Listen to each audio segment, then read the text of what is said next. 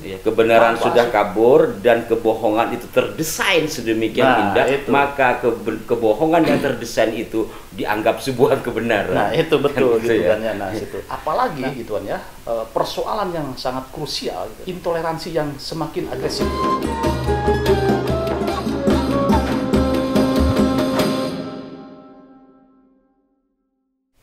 Assalamualaikum warahmatullahi wabarakatuh. Waalaikumsalam warahmatullahi wabarakatuh. Pemirsa Padosat TV, banyak pakar mengatakan bahwa Indonesia sekarang darurat hoax. Kenapa? Karena begitu maraknya sosial media, konten-konten negatif, konten-konten ujaran kebencian, konten-konten yang berbau manipulatif. Nah, ini luar biasa ternyata Indonesia itu. Jadi ada beberapa penelitian juga bahwa Indonesia adalah karakternya orang berkomunikasi di media sosial itu terburuk. Nah, itu di situ Gus ya. Betul. Nah, Dan itu kalau seumpama perumpamaan saya ya, contoh kecil kayak WhatsApp. Itu kan ruang sempit yang menampung isi dunia. iya. Pembicaraan sekilas tetapi dengan sejumlah anggota selalu mengisi seluruh dunia, maka memungkinkan terjadi distorsi di luar konteks hoax. Iya. Tapi sebelumnya para pemirsa, saya mengucapkan selamat buat beliau ini jadi pembicara. Luar biasa. Di acara apa itu, Pak, pembicaranya, Pak? Iya. Ya, kebetulan saya salah satu di pembicara untuk literasi digital. Jadi literasi digital itu kecakapan digital. Kecakapan digital itu tidak hanya kita cakap untuk memainkan, mengoperasikan gadget atau aplikasi sosmed, tetapi cakap dan bijak bagaimana mengisi konten yang positif. Nah, karena apa gitu kan? Yang literasi digital kita ini gitunya, ini penting. Karena seperti tadi saya katakan bahwa Indonesia itu gitu kan ya, ini sudah darurat hoax. Betul. COVID ya. Iya, betul. Nah, COVID bla bla bla bla. Nah, ada kasus katanya. Iya. Ini adalah mayat COVID, kemudian dicongkel matanya. Ini baru terjadi, yang sampai ceritakan ini sekitar 2 hari lalu terjadi di sebuah grup di mana saya berada, di grup kawan-kawan Jawa Timur lah, saya tidak sebut nama grupnya. Jadi beredar video yang saya putar ya. Di dalam video ini Pak nih ya, dibilang corona, setelah peti dibuka ternyata matanya diambil tanpa sepengetahuan keluarga. Sungguh manusia biadab. Padahal video ini sudah beredar dan sudah diberikan klarifikasi oleh pihak terkait yang dimuat di kompas.com pada 6 November 2020. Oh, jadi lalu. Peristiwa setahun lalu dikeluarkan sekarang dengan narasi COVID. yang ya memang waktu itu COVID, tetapi akan di video itu berdarah. Diterangkan oleh pihak dokter bahwa darah itu karena sebelumnya dia ada penyakit yang menyebabkan pembuluh darahnya pecah. Jadi bukan matanya yang dicongkel. Tapi ketika ini Jawa Timur khususnya Madura sekarang kan sedang marak COVID nih, terutama Bangkalan itu beredar. Jadi orang-orang awam ini kan tidak mau mencari. Benar nggak ini peristiwa terjadi hari ini? Benar nggak ini matanya dicongkel karena berdarah-darah? Akhirnya karena dia tidak pengalaman untuk mencari sumber yang benar, dipercaya. Ternyata akhirnya kan timbul kebencian kepada petugas COVID. Contoh Jadi artinya itulah pentingnya literasi digital. Literasi digital itu bagaimana kita memahami untuk berkomunikasi dan menerima pesan. Karena ada di dalam bersosmed itu ada yang namanya netiquette gitu kan. Nah, netiquette itu network ethic. Nah, network etika bernetwork. Ya, etika bersosmed. Tidak boleh menyebar hoax. Yang selanjutnya tidak boleh menyebar video atau foto-foto yang tidak sahih atau ilegal ya, dikatakan ilegal itu karena melanggar aturan dalam artian mungkin pornografi, kemudian juga yang sudah dimodifikasi, diedit dan lain sebagainya. Tidak sesuai data lah ya. itu termasuk konten tersebut itu konten manipulatif. Nah, konten manipulatif itu masuk ke dalam kategori konten ilegal. Nah, itu tidak boleh, etikanya di situ. Kenapa harus ada etika? Karena dunia sekarang udah digital, maka masyarakat itu sudah masyarakat digital. Ekosistem digital. Jadi perilaku kita ketika etika kita buruk, hukumannya apa? Dikucilkan atau dibully oleh masyarakat digital. Nah, itu kan seperti itu. Nah, kemudian ketika proses hukumnya melanggar hukum, maka kita diseret ke Undang-Undang ITE. Nah, itu gitu ya, etika. Jadi etika bersosmed itu sama dengan etika di dunia nyata. Jadi pastinya akan lebih kalau kita berbicara ini tidak diambil gambar, hanya berbicara berdua, hanya kita berdua yang tahu. Tapi ketika ini sudah masuk dalam ranah medsos ya, maka seluruh orang dunia bisa tahu. Begitu juga dengan pencet-memencet kan. Mungkin satu WA kita satu grup ya. Tapi dari grup lain bisa nyebar ke grup lain, apalagi semacam Facebook dan Twitter gitu ya, lebih menyebar lagi.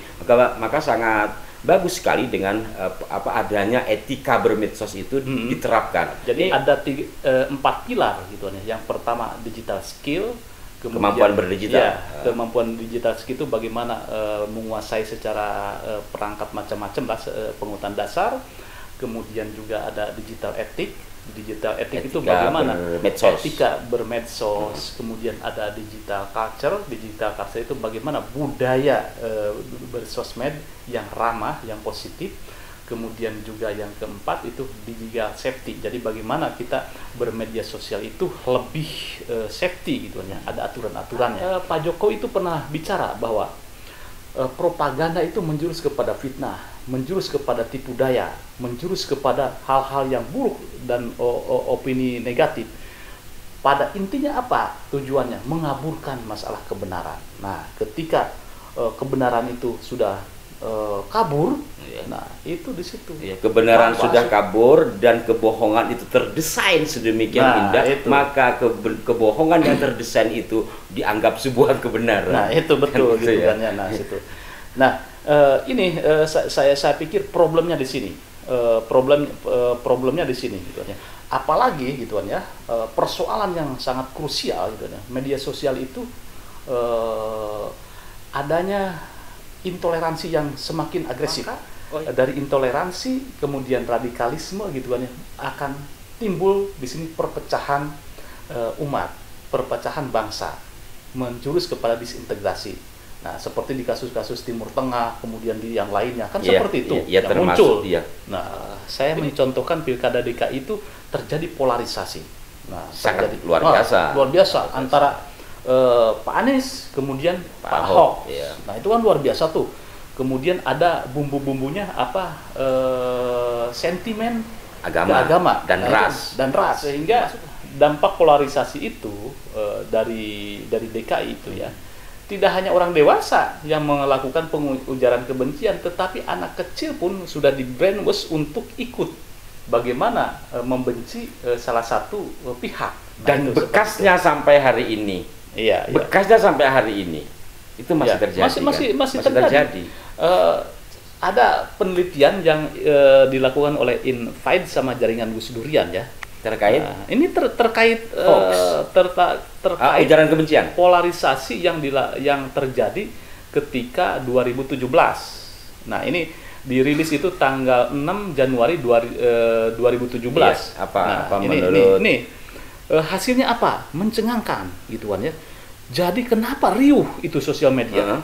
Nah, di sini ada 20 akun Twitter paling sering mencuit kemudian retweet. Jadi kerjaannya seperti itu. Jangan-jangan satu orang itu. Nah, yang punya 10 akun gitu. Terus yang kedua, ada 2 kata yang sering di-announce. 2 kosakata yang sering di-announce di Twitter apa di mana? Di sosial media ya. Kafir dan komunis. Nah, itu 2 kata itu. Sampai ada bilangan per bulan berapa? Jadi kata kafir itu sebanyak 5.173 kicauan. Dan kata komunis 995 kicauan itu dalam 1 bulan. Wow, itu kan luar biasa. Nah, belum lagi ada lagi di channel Hizbut Tahrir, kemudian yang pengikutnya 4.300. kemudian salam dakwah, kemudian juga yang lainnya, semua menyebarkan ujaran kebencian, kemudian radikalisme dan ekstremisme. Nah, dan di Facebook ini riset menurut Gus Durian dan Invite itu ada sekitar 884 dan terdapat 171 unggahan yang memuat kata kunci ekstremis. Jadi kata-kata kunci itu ya ketika ini kafir, sesat, syariat Islam, tolak demokrasi, jihad, anti asing, komunis, liberal, pengkhianat agama dan musuh Islam. Jadi kata-kata yang sebenarnya tidak mesti keluar itu malah mendominasi. Nah, mendominasi ketika terjadi pemilihan Pilkada DKI dan sampai sekarang masih terasa. Nah, sekarang bagaimana pemirsa gitu kan, ketika kita melihat hoax, kemudian juga melihat bagaimana simpang siur informasi ini, nah ini perlu ada penangkalnya. Apa yang harus kita lakukan? Pertama, kita harus berpikir secara kritis bahwa semua postingan-postingan yang ada di sosial media tidak semua benar. Kita harus bertanya, benar apa enggak ini? Nah, itu yang harus dilakukan. Kemudian yang ketiga, kita belajar lagi, Gus. Jadi belajar lagi membaca. Kalau dulu tahun 90-an itu banyak orang baca puisi, membuat puisi gitu kan. Nah, sebetulnya itu konten-konten itu kita bisa diabstraksikan gitu ya ke sosial media. Mestinya pesan-pesan moral itu masuk. Nah, kemudian bagaimana kita banyak membaca buku kembali, banyak referensi tentang sikap pluralisme, sikap toleransi. Karena apa? Pada dasarnya kita ini bangsa yang toleran, Gus. Pada dasarnya iya. Iya, pada dasarnya bangsa yang toleran, memiliki karakter khas toleran. Iya. Ya, bersikap mawas diri, terus menghindari cara berpikir indoktrinatif. Cara berpikir indoktrinatif ini yang kita rasakan sekarang.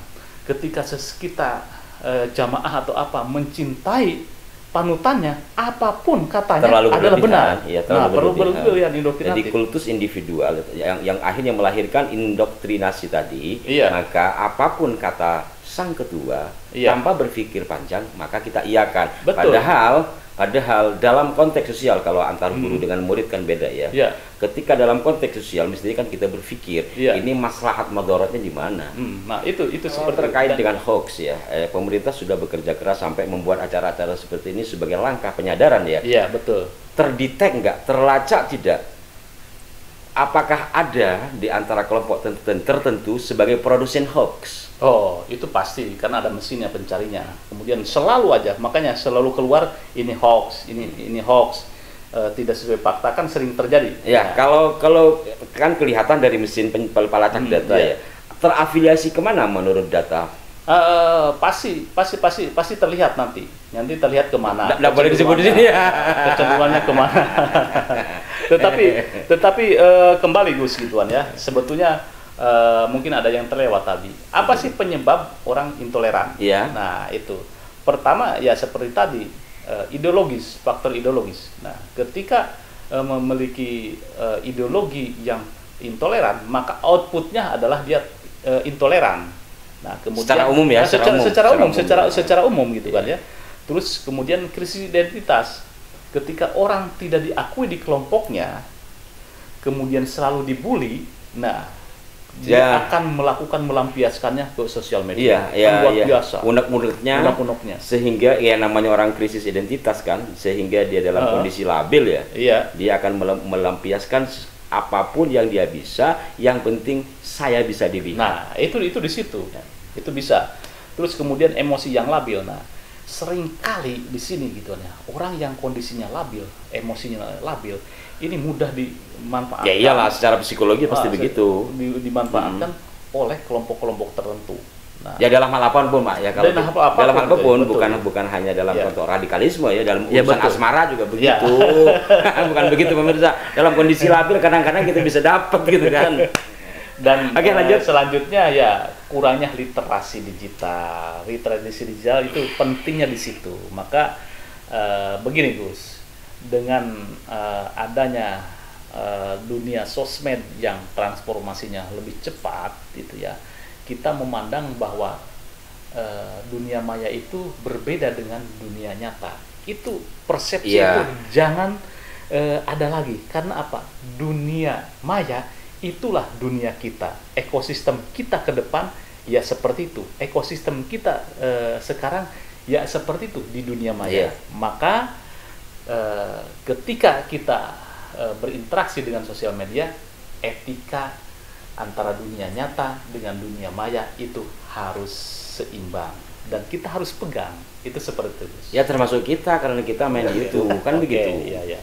Oke, mudah-mudahan bermanfaat bahwa pada intinya kita berada pada status darurat hoax. Oleh karena itu mari bersama-sama kita kendalikan diri, kendalikan jari, bahwa menyebar hoax, berita bohong adalah sebuah dosa dan itu akan memecah persatuan bangsa. Terima kasih, semoga bermanfaat. Amin. Dan jangan lupa like, share, subscribe pada Suka TV. Wassalamualaikum warahmatullahi wabarakatuh. Waalaikumsalam.